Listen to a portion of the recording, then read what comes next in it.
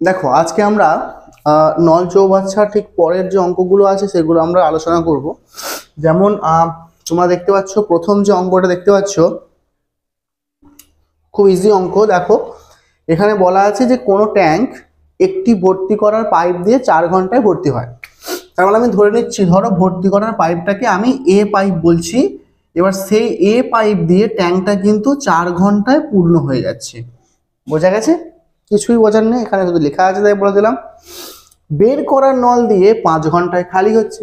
তাহলে আমি বলবো বের করার নলটাকে যদি আমি বি ধরি তাহলে সেটা দিয়ে 5 ঘন্টায় খালি হচ্ছে। এবার যেহেতু এ ট্যাঙ্কটা ভর্তি করছে আর বি ট্যাঙ্কটা খালি করছে, তাই আমি বোঝার জন্য এখানে একটা মাইনাস চিহ্ন দিয়ে দিলাম। এইবার দেখো তোমাদের প্রথমে জানতে হবে যে অ্যাকচুয়ালি ট্যাঙ্কটায় কতটা জল ধরবে।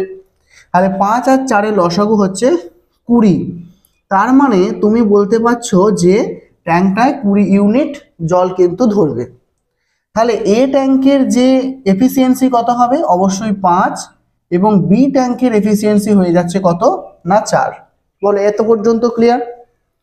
এবার বলছে দুটি পাইপকে সকাল 9টার সময় চালানো হলো, কিন্তু কিছুক্ষণ পর জল বের করবার নলটাকে বন্ধ করে দেওয়া হলো এবং দেখা গেল বিকেল 5টার সময় ট্যাঙ্কটি ভর্তি হয়ে গেছে।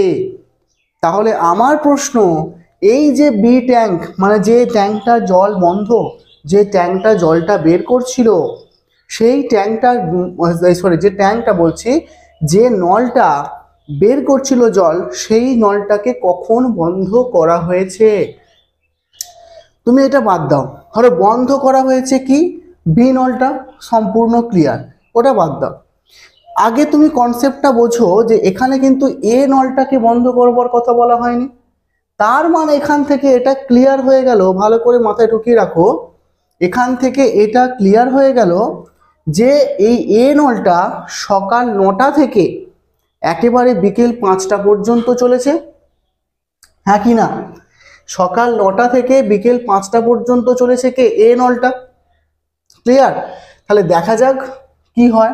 তাহলে যদি এ নলটা সকাল 9টা থেকে, যদি এ নলটা সকাল 9টা থেকে যদি বিকেল 5টা পর্যন্ত চলে, তাহলে কত ঘন্টা হলো তুমি বলো তো? 10, 11, 12, 1, 2, 3, 4, 5। হ্যাঁ কি না? তাহলে টোটাল আমি পেয়ে যাচ্ছি 8 ঘন্টা। Yes or no? ইয়েস, 8 ঘন্টা। তাহলে 8 ঘন্টা যদি এ নলটা চলে, তাহলে এ নলটা প্রতি ঘন্টায় তো 5 ইউনিট পূর্ণ করতে পারতো। আমি লিখে দিচ্ছি, এ নলটা প্রতি ঘন্টায় কত ইউনিট পূর্ণ করছে? অবশ্যই 5 ইউনিট পূর্ণ করবে। কিন্তু এ নলটা চলেছে কতক্ষণ? চলেছে কিন্তু 8 ঘন্টা। তাহলে 8 ঘন্টায় কত ইউনিট পূর্ণ করছে? অবশ্যই 40 ইউনিট পূর্ণ করবার কথা। হ্যাঁ কি না? তাহলে 40 ইউনিট পূর্ণ করবার কথা। ভালো করে জিনিসটা বোঝো, 40 ইউনিট পূর্ণ করবার কথা, কিন্তু আমার টোটাল ফিল আপ কত? ট্যাঙ্কটার সমস্ত জল ধারণ ক্ষমতাই হচ্ছে 20 ইউনিট। যদি এ নলটা 8 ঘন্টা ধরে চলে, তাহলে 40 ইউনিট ফিল আপ হয়ে যাওয়ার কথা। Yes or no? Yes or no? Yes. তাহলে আমার প্রশ্ন হলো, তাহলে এই যে 40 ইউনিট যেটা ভর্তি হওয়ার কথা ছিল কিন্তু হয়েছে 20 ইউনিট, কেন? কারণ কিছুক্ষণ এই যে বি নলটাও চলেছিল।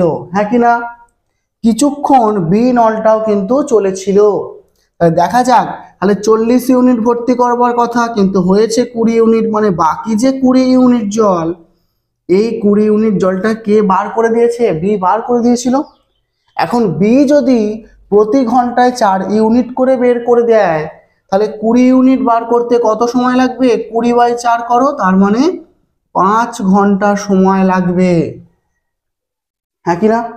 তাহলে বি নলটাকেও তো সেই 9টার সময়তেই চালু করা হয়েছিল। বি নলটাকে দেখো বলেছে না, এ আর বি কে একত্রে চালু করা হয়েছিল।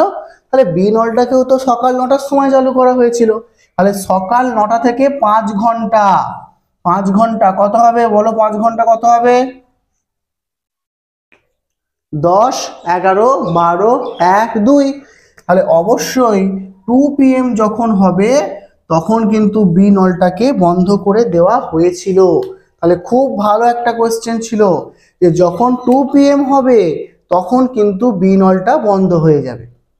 হ্যাঁ, এ নলটা 8 ঘন্টা চললে 40 ইউনিট ভর্তি করতে পারে, কিন্তু করেছে কত? টোটাল ট্যাঙ্কটা কত? 20 ইউনিট, মানে 20 ইউনিট ভর্তি হয়েছে। 40-এর জায়গায় 20 হয়েছে, তার মানে কি? তার মানে এইটুকুন ক্লিয়ার যে কিছু, অর্থাৎ বাকি যে 20 ইউনিট জল সেটা বেরিয়ে গেছে ট্যাঙ্ক থেকে। আর আমি এইমাত্র দেখলাম বেরিয়ে যাওয়ার কাজটা কে করছে? বি নলটা করছে, হ্যাঁ কি না? তাহলে বি নলটা কতটা খালি করছে? 20 ইউনিট খালি করছে। এখন বি নলটা 1 ঘন্টায় 4 ইউনিট যদি করতে পারে তাহলে অবশ্যই 5 ঘন্টায় তো 20 ইউনিট করবেই। এবার দেখো পরের অঙ্কটা চলে আসলাম। কি বলছে? বলছে দুটি নল এ আর বি কোনো ট্যাঙ্ক যথাক্রমে 15 মিনিট এবং 20 মিনিটে ভর্তি করতে পারে। ঠিক আছে, তাহলে এ আর বি আমি দুটো নল নিচ্ছি, একটা বলছে 20 মিনিটে ভর্তি করবে আর একটা বলছে 15 মিনিটে ভর্তি করবে। দেখো বোঝা গেছে না? ও, এ নলটা 15 মিনিট বলেছে, সরি, এ নলটা বলেছে 15 মিনিট আর বি নলটা বলেছে 20 মিনিট। তাহলে 15 মিনিট এবং 20 মিনিটে কিন্তু ভর্তি করতে পারছে, অসুবিধা নেই। তাহলে সবার আগে আমাকে দেখতে হবে যে এই ট্যাঙ্কটার ক্যাপাসিটি কত। 15 আর 20 এলসিএম নিয়ে নাও, দেখো তুমি 60 পাবে। তার মানে ট্যাঙ্কটির টোটাল ক্যাপাসিটি হচ্ছে কত না 60 ইউনিট হচ্ছে ট্যাঙ্কটার টোটাল ক্যাপাসিটি। তাহলে যখনই পেয়ে গেলে সঙ্গে সঙ্গে তুমি এর এফিসিয়েন্সি কত পেয়ে যাবে? 4 পেয়ে যাবে, এবং বি এর এফিসিয়েন্সি কত পেয়ে যাবে? ভাগ করলে হবে 3, তাহলে তুমি পেয়ে যাচ্ছ 3। তার মানে কি বোঝা গেল? যে এ নলটা 1 মিনিটে 4 ইউনিট ভর্তি করতে পারবে এবং বি নলটা 1 মিনিটে 3 ইউনিট ভর্তি করতে পারবে। ক্লিয়ার? ঠিক আছে। এবার বলছে দুটি পাইপকে একত্রে চালানো হলো, হোক 4 মিনিট পরে এ পাইপটাকে বন্ধ করে দেওয়া হলো। একটু মাথাটা খাটাও, 4 মিনিট পরে বন্ধ করে দেওয়া হয়েছে, তার মানে 4 মিনিট পর্যন্ত তারা তো একসঙ্গে খোলা ছিল। তাহলে কতটা জল তারা ভর্তি করেছে বের করে নাও। দেখো আমরা দেখতে পেলাম যে তারা যদি 1 মিনিটে কতটা ভর্তি করতে পারছে, যদি দুটো নলকে আমি একসাথে খুলে রাখি তাহলে 4 আর 3 হচ্ছে 7, মানে 1 মিনিটে টোটাল তোমার ভর্তি হয়ে যাচ্ছে 7 ইউনিট। কিন্তু খুলে রাখছে কত বলছে? কিন্তু 4 মিনিট বলছে একসঙ্গে কাজ করেছে, তার মানে হয়ে যাচ্ছে কত? 28 ইউনিট, একদম পরিষ্কার ভাবে, হ্যাঁ কি না? তাহলে 60 ইউনিট টোটাল ক্যাপাসিটি, তার মধ্যে 4 মিনিটে আমার 28 ইউনিট কিন্তু ভর্তি হয়ে গেছে। এরপরে কি বলছে দেখো, ট্যাঙ্কটি ভর্তি হতে মোট কতক্ষণ খালি লাগবে। মানে দেখো যখনই এ নলটাকে এবার অফ করে দিল তাহলে তুমি দেখতে পেলে যে তারা যদি একসাথে মানে 4 মিনিট পর্যন্ত একসঙ্গে খোলা ছিল তখন দেখতে পেলাম 28 ইউনিট ভর্তি হয়ে গেছে। তাহলে অ্যাকচুয়ালি কত হলো? আর কিন্তু বাকি আছে কত? আর ভর্তি করতে বাকি আছে 32 ইউনিট। আমার প্রশ্ন, এই 32 ইউনিট কোন পাইপটা ভর্তি করবে? ভালো করে বোঝো, এই 32 ইউনিট কোন পাইপটা ভর্তি করবে? তুমি তো এ পাইপটা বন্ধ করে দিচ্ছ 4 মিনিট পর, তাহলে সিম্পল ব্যাপার হচ্ছে বি পাইপটা কিন্তু বাকি যে 32 ইউনিট সেটাকে ভর্তি করবে, হ্যাঁ কি না? তাহলে যদি বি পাইপটা বাকি যদি 32 মিনিটটাকে ভর্তি করে, সরি 32 ইউনিটকে ভর্তি করে, বি পাইপ তো মিনিটে 3 ইউনিট ভর্তি করবে। তাহলে 32 ইউনিট ভর্তি করতে কত সময় লাগবে? তুমি কি করবে? 32কে 3 দিয়ে ভাগ করবে, দেখো 30 পাচ্ছ, এটা 2 তো, তাহলে এটা তুমি পেয়ে যাচ্ছ 10 মিনিট। আর 2 মিনিট মানে কত পেয়ে যাচ্ছ? 2 মিনিট মানে 120 সেকেন্ড পেয়ে যাচ্ছ, তার মানে তুমি পেয়ে যাচ্ছ 40 সেকেন্ড। তবেই তুমি এখানে 120 মেলাতে পারছো, হ্যাঁ কি না? তাহলে 10 মিনিট 40 সেকেন্ড কে টাইম নিচ্ছে? বি নলটা টাইম নিচ্ছে, আর তার আগেও তো 4 মিনিট লেগেছে। তাহলে অ্যাকচুয়াল টোটাল টাইম কত? 10 আর 4 14 মিনিট, টোটাল টাইম হচ্ছে 14 মিনিট 40 সেকেন্ড আমাদের টোটাল টাইম। বলো বোঝা গেল কিনা? আশা করছি ক্লিয়ার হয়েছে। তাহলে এই যে টোটাল টাইম সেটা এখানে 4 মিনিট সময় তো আগে লেগেছে, যখন এ আর বি একসঙ্গে কাজ করছিল তখন আমাদের 4 মিনিট সময় লেগেছে, এবং বি যখন একা কাজ করছে তখন আমাদের 10 মিনিট 40 সেকেন্ড সময় লাগলো।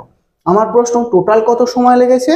তাহলে আগে 4 আর এখনকার 10 মিনিট 40 সেকেন্ড, তার মানে 14 মিনিট 40 সেকেন্ড আমাদের রাইট অ্যান্সার। ঠিক আছে, বুঝতে কোনো অসুবিধা নেই। এবার চলে এসো আমাদের পরের অঙ্কে।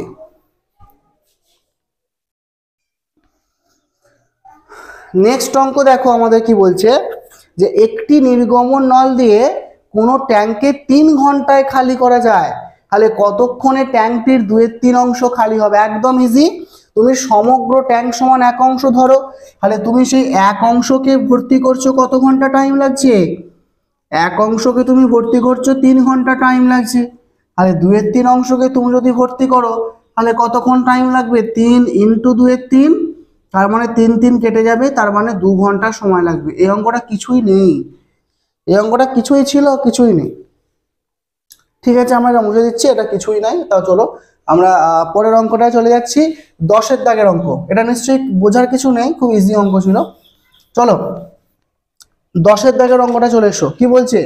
বলছে 6টি পাইপ প্রতিদিন 12 ঘন্টা করে চালানো থাকলে একটি জল ভর্তি ট্যাঙ্ক 4 দিনে খালি হয়ে যায়। বাহ, 4 দিনে খালি হয়ে যাচ্ছে। ট্যাঙ্কটাকে 2 দিনে খালি করতে হলে, দেখো এটা অনেকটা সেই টাইম অ্যান্ড ওয়ার্কের মতো ঘটনা। কি বলা আছে ভালো করে বোঝো। বলছে 6টা পাইপ, তাহলে 6টা পাইপ 12 ঘন্টা করে চলছে, কতদিন সময় লাগছে? 4 দিন খালি হয়ে যাচ্ছে। ঠিক আছে, এবার ওই ট্যাঙ্কটা, সেম ট্যাঙ্ককে খালি করতে হবে, বলছে কত দিনে? 2 দিনে খালি করতে হবে। কতগুলো পাইপ কাজ করবে? 8টা পাইপ কাজ করবে। কত ঘন্টা সময় নেবে আমি জানি না, সেটাকে আমি টি লিখে দিলাম। দেখো কাটাকুটি করো, 2 দিয়ে কাটো 2 6, 4 দিয়ে কাটো 2 দিয়ে কাটো, তাহলে 18, মানে তুমি পেয়ে যাচ্ছ টাইম কত পেয়ে যাচ্ছ? টোটাল আমাকে 18 ঘন্টা সময় লাগবে, আমাকে টোটাল ট্যাঙ্কটাকে খালি করার জন্য 18 ঘন্টা সময় লাগবে। হ্যাঁ, এটা ফর্মুলা ছিল তো, সেই M1 D1 T1/W1 সমান M2 D2 T2/W2, এই ফর্মুলা দিয়ে আমরা কিন্তু এই জিনিসটাকে অ্যাপ্লাই কিন্তু করেছি। ঠিক আছে, চলে এসো। এবার দেখো আমাদের শেষের অঙ্কটা, একবারে লাস্ট অঙ্ক এটা, যে N পাইপের তুলনায় একটি খালি ট্যাঙ্কে 4 গুণ দ্রুত ভর্তি করতে পারে। খুব ইজি। কি বলেছে? খুব ইজি জিনিসটা দেখো, N পাইপের তুলনায় 4 গুণ বেশি ভর্তি করতে পারে। তার মানে আমি যদি এফিসিয়েন্সি রেশিওটা বার করি, আমি 4:1 পাবো। বলো হ্যাঁ, এস হ্যাঁ, কারণ N পাইপের এফিসিয়েন্সি N এর থেকে বেশি। কত বেশি? কত? 4 গুণ। তাহলে N পাইপের থেকে বেশি এফিসিয়েন্সি, কত বেশি? কত বেশি? 4 বেশি। তাই তাদের এফিসিয়েন্সির যে অনুপাত 4 গুণ বেশি, আর তাদের এফিসিয়েন্সির অনুপাত কত হয়ে গেল? 4:1 হয়ে গেল। এবার দেখো বলছে ট্যাঙ্কটিকে N পাইপের তুলনায় 45 মিনিট কম ভর্তি করে, ও 45 মিনিট কম সময় ভর্তি করছে। ঠিক আছে, তাহলে আমাকে একটা ব্যাপার হলো, যদি এফিসিয়েন্সির অনুপাত 4:1 হয়, আর টাইমের অনুপাত কত হবে? 1:4 হবে। সিম্পল ব্যাপার। যদি এফিসিয়েন্সির অনুপাত 4:1 হয়, তাহলে টাইমের অনুপাত কত হবে? 1:4 হবে। কেন? ওয়ার্ক সেম, আমাকে সেম ওয়ার্ক করতে হচ্ছে। এফিসিয়েন্সির সঙ্গে টাইম সবসময় ব্যস্ত সম্পর্ক, তাই আমি জিনিসটাকে ঘুরিয়ে দিলাম। তাহলে এইবার দেখো, এন এর থেকে তো এম কত কম সময় নিচ্ছে? 3 কম সময় নিচ্ছে, হ্যাঁ কি না? 3, আর এই 3 সমানই তোমাকে কত বলে দিয়েছে? 45 মিনিট বলে দিয়েছে না? এটাই তো বলে দিয়েছে যে 45 মিনিট কম সময় নেয়। তুমি দেখতে পাচ্ছ এখানে 3 ইউনিট কম, আর 3 ইউনিট মানে হচ্ছে কত মিনিট?